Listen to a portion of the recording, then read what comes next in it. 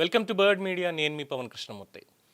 మీకు ఇప్పుడు ఒక అద్భుతమైనటువంటి ఇమేజ్ చూపిస్తానండి, సర్కిల్లో వేసి మరి స్క్రీన్ మీద. నేను ఎక్కువ కనిపించను, దాన్నే డీకోడ్ చేసేటువంటి ప్రయత్నం మనం చేద్దాం ఇవాళ. అంటే బ్రహ్మరాత అంటాం కదా ఇన్ జనరల్గా, చిన్నప్పుడు అనేవాళ్ళే నీ రాత బాగాలేదు కాబట్టి అలా ఉంది రాది, బ్రహ్మ రాశాడు రాత అంటే బ్రహ్మగారు తెలుగులో రాస్తారా, ప్రపంచంలో ఉన్న అన్ని భాషల్లో ఏ భాషలో రాస్తారా అన్న ఈ దీంట్లోకి వెళ్తాం కదా.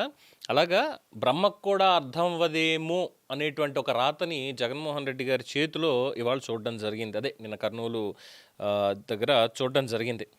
సో ఆ పేపర్లో ఎంత జూమ్ చేసినా సరే, ఎలా అనుకున్నా సరే, స్క్రిప్ట్ జగన్మోహన్ రెడ్డి గారు స్క్రిప్ట్ చదువుతారు అన్నటువంటిది ఉంది. స్క్రిప్ట్ మార్చాలి అని చెప్తూనే ఉన్నాం. కాకపోతే ఇక్కడ ఏం జరిగి ఉండొచ్చు, నిన్న మాట్లాడిన దాంట్లో గురువారం మాట్లాడినాం కదా, ఎన్ని వచ్చాయి ఏంటనేది కూడా అందరికీ తెలిసినటువంటిదే. మరి ఈ స్క్రిప్ట్ను ఓపెన్ చేసి చూస్తే రెడ్ ఇంక్లో ఒక చోట, అండర్లైన్లు కొన్ని చోట్ల, సగమేమో టైప్ చేసినటువంటి పేపరు, సగమేమో అందులో కొట్టేసి పైన రాసిచ్చినటువంటి పేపరు, పాయింట్లు వేసినటువంటిది, ఇన్ని పెట్టి జగన్మోహన్ రెడ్డి గారిని ఏమైనా నిజంగా ఇక్కడ కన్ఫ్యూజ్ చేసేసారా, అందుకే ఆయన అలాంటి మాటలు మాట్లాడాల్సి వచ్చిందా? అంటే దొంగతనం చేసేదానికి వచ్చిన వాళ్ళు సీసీ కెమెరాలు కనిపిస్తే కెమెరాలు దొంగతనం చేసేసి వెళ్ళిపోతారు అంటే ఇంట్లో చేయరు.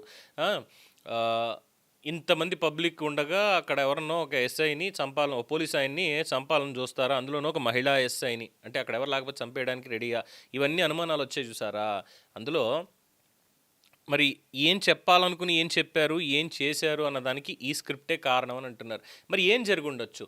ఇక్కడ నా అంచనా కరెక్ట్ అయితే ఒకటి జరిగి ఉండాలి. ముందు జగన్మోహన్ రెడ్డి గారికి ఒక స్క్రిప్ట్ రాశారు, దాంట్లో మార్పులు చేర్పులు జరిగాయి, ఓకే.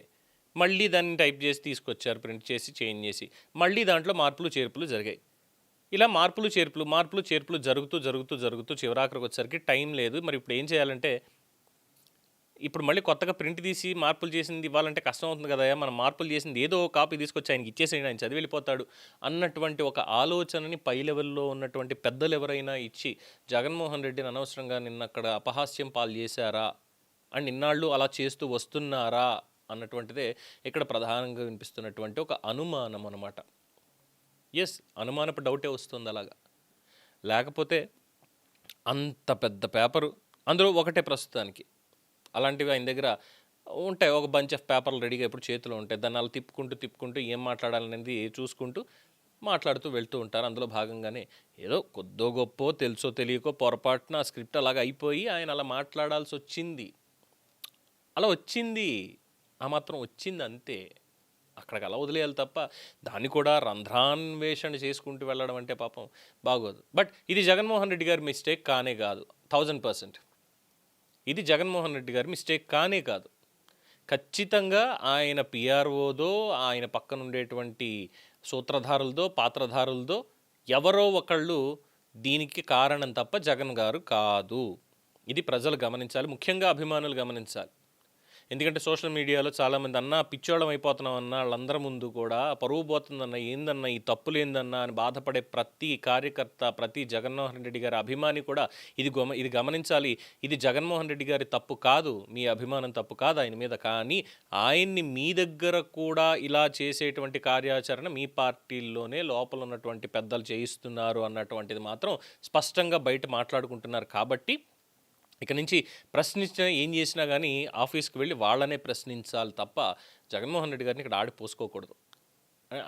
ఆయనకున్నటువంటి పరిధిలో, ఆయనకున్నటువంటి ఆలోచన ధోరణితో ఆయనకి ఇచ్చింది ఏదో చదువుకుంటూ వెళ్తున్నారు తప్పితే ఇంకోటి ఏమీ లేదు.